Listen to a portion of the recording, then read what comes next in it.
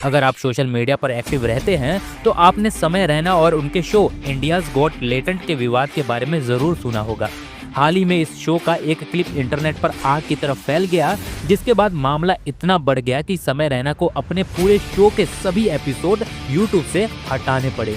विवाद की जड़ है रणवीर अलाहाबादिया, जो शो के एक गेस्ट थे। उन पर आरोप है कि उन्होंने शो के दौरान एक कंटेस्टेंट से सेक्स को लेकर एक आपत्तिजनक सवाल पूछा, जो लाखों लोगों को बेहद आपत्तिजनक लगा। इस क्लिप के वायरल होते ही सोशल मीडिया पर भारी नाराजगी देखने को मिली और मामला इतना बढ़ गया कि सरकार और पुलिस को इसमें दखल देना पड़ा। समय रैना अमेरिका में है और उन्होंने अपने शो से जुड़ी सारी वीडियोस डिलीट कर दी है। रणवीर अलाहाबादिया ने माफी मांगी, लेकिन विवाद थमने का नाम नहीं ले रहा है। सरकारी एजेंसियां और मुंबई पुलिस इस पूरे मामले की जांच कर रही है और कई सोशल मीडिया इन्फ्लुएंसर के खिलाफ एफआईआर दर्ज हो चुकी है। साइबर क्राइम डिपार्टमेंट ने जांच शुरू कर दी है और शो के सभी 30 के गेस्ट से पूछताछ करनी शुरू कर दी है। तो इसी मुद्दे पर आगे बढ़ेंगे उससे पहले मैं आपको कह देता हूँ कि अगर आप मूवीज के दीवाने हो तो इस चैनल को सब्सक्राइब कर लीजिएगा, क्योंकि ऐसी न्यूज आपको इस चैनल पर मिलती रहेंगी। चलिए सीधा मुद्दे पर जाते हैं। कॉमेडी की सीमा क्या होनी चाहिए? कॉमेडी का असली मकसद लोगों को हंसाना और एंटरटेन करना होता है, लेकिन सवाल ये उठता है कि क्या कॉमेडी की कोई सीमा होनी चाहिए? आज के समय में कॉमेडी सिर्फ मजाक तक सीमित नहीं है, बल्कि ये कई बार सामाजिक और राजनीतिक मुद्दों पर कटाक्ष करने का एक जरिया भी बन जाता है।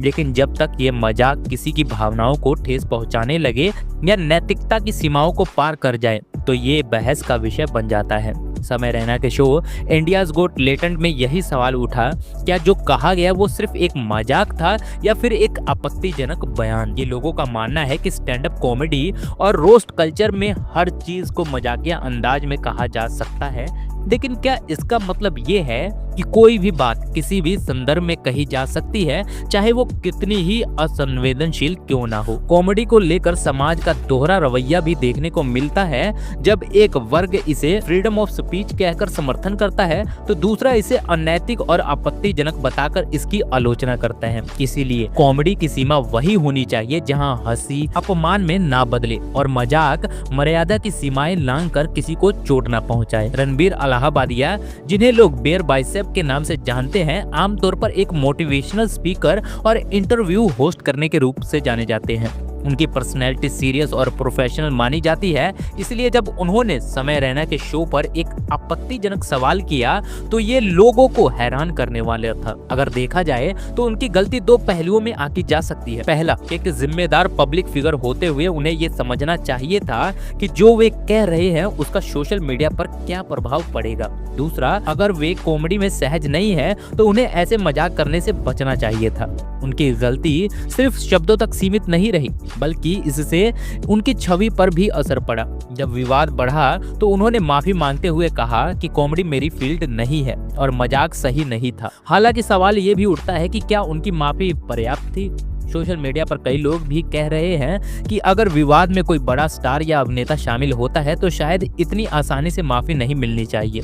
कुल मिलाकर रणवीर की गलती गंभीर थी, लेकिन क्या इसे उनके कैरियर को खत्म करने के स्तर तक ले जाना चाहिए? ये बहस का विषय बन चुका है। समय रैना का कदम समझदारी या मजबूरी? समय रैना ने जब अपने YouTube चैनल से इंडियाज गॉट टैलेंट के सभी वीडियोस डिलीट किए तो ये फैसला काफी बड़ा और अप्रत्याशित था। एक और देखा जाए तो एक समझदारी भरा कदम लग रहा था, क्योंकि जब कोई विवाद बढ़ने लगता है और कानूनी कार्रवाई की संभावना बनती है तो नुकसान से बचने के लिए कंटेंट हटाना सबसे आसान तरीका होता है। लेकिन दूसरी ओर सवाल ये भी उठता है कि अगर उन्हें लगता था कि उनका कंटेंट सही था तो उन्हें वीडियोस डिलीट करने की जरूरत क्यों पड़ी? क्या ये सिर्फ पब्लिक और सरकार के दबाव में आकर लिया गया कदम था? ये भी संभव है कि समय को लगा कि इस विवाद के कारण उनकी पूरी ब्रांड वैल्यू और कैरियर पर असर पड़ सकता है, इसलिए उन्होंने ये डैमेज कंट्रोल किया। अगर वे पहले ही अपने शो के फॉर्मेट को लेकर कॉन्फिडेंट होते तो शायद वे स्टैंड लेते और वीडियो हटाने के बजाय सिर्फ एक सफाई जारी करते।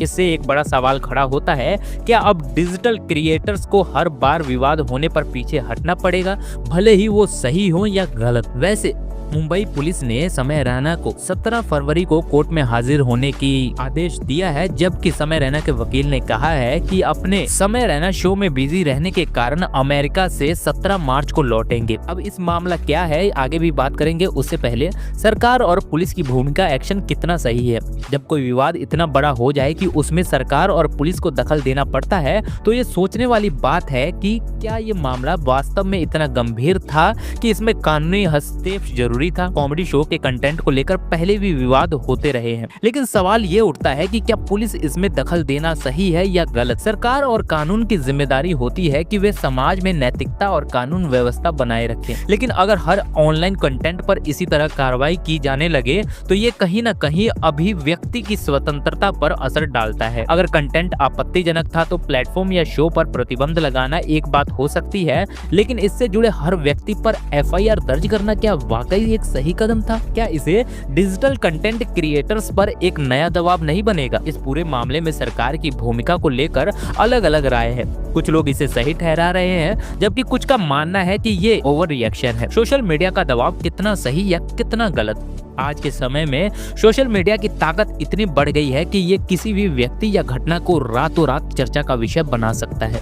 इंडियाज गॉट टैलेंट के विवाद में भी यही हुआ। रणवीर अलाहाबादिया के बयान का वीडियो वायरल हुआ और देखते ही देखते पूरा मामला तूल पकड़ गया।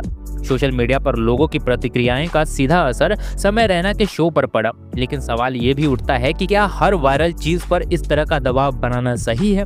कई बार ये देखने को मिला है कि ऑनलाइन ट्रोलिंग और कैंसल कल्चर के कारण लोग अपने कैरियर और मानसिक स्वास्थ्य से बुरा असर महसूस करते हैं। हाँ, अगर कोई कंटेंट वाकई गलत है तो उस पर सवाल उठाना जरूरी है, लेकिन क्या इसका मतलब ये है कि सोशल मीडिया के प्रेशर में आकर किसी का पूरा कैरियर ही खत्म कर दिया जाए? इस विवाद से हमें ये सीख मिलती है कि सोशल मीडिया पर उठने वाली हर बहस को गंभीरता से लेना चाहिए, लेकिन साथ में ये भी ध्यान रखना चाहिए कि बिना पूरी सच्चाई जाने किसी के बारे में राय नहीं बनानी चाहिए। ये पूरा विवाद कई बड़े सवाल खड़े करता है, जिनका जवाब आसान नहीं है। पहली सीख ये है कि जो भी व्यक्ति पब्लिक प्लेटफॉर्म पर कंटेंट बना रहा है उसे अपनी जिम्मेदारी समझनी होगी।